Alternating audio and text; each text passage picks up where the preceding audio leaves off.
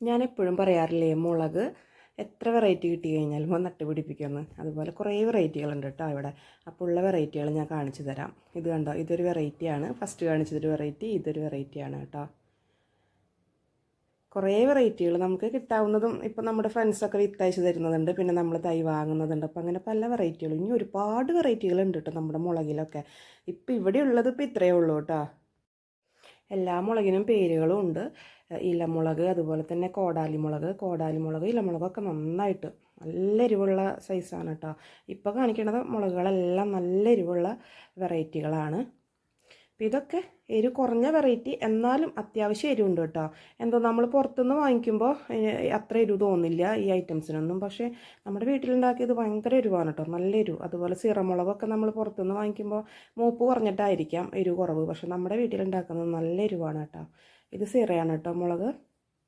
ഇത് കാന്താരിയാണ്, ചെറിയ വെള്ളക്കാന്താരി, ചെറുതാണ്. ഇതിൻ്റെ തന്നെ വേറെ ഉണ്ട് കേട്ടോ, നല്ല വണ്ണിച്ച് വരുന്ന വേറെ ഉണ്ട്. ഇതൊക്കെ ഞാൻ കാണിച്ചിട്ടുള്ളതാണ് നമ്മുടെ വയലറ്റ് കാന്താരി. പിന്നെ ഇത് വരുന്നത് ബുള്ളറ്റ് മുളകാണ് കേട്ടോ. ഇത് നന്നായിട്ടുണ്ടാവുന്ന മുളകാണ് കേട്ടോ, ഒരുപാട് ഉണ്ടാവുന്നുണ്ട്. ഇത് നമ്മുടെ മുമ്പ് കാണിച്ചിട്ടുണ്ടായിരുന്നതാണ്, ഹൈബ്രിഡ് കാന്താരി എന്ന് പറഞ്ഞിട്ട് കാണിച്ചിരുന്ന മുളകാണ് കേട്ടോ.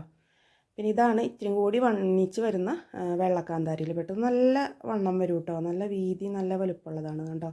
ഇത്തരം വെറൈറ്റികളാണ് കേട്ടോ ഇപ്പോൾ നമ്മുടെ കയ്യിലുള്ള വെറൈറ്റികൾ. ഇനിയും ഒരുപാട് വെറൈറ്റികളുണ്ട് കേട്ടോ മുളകിൽ.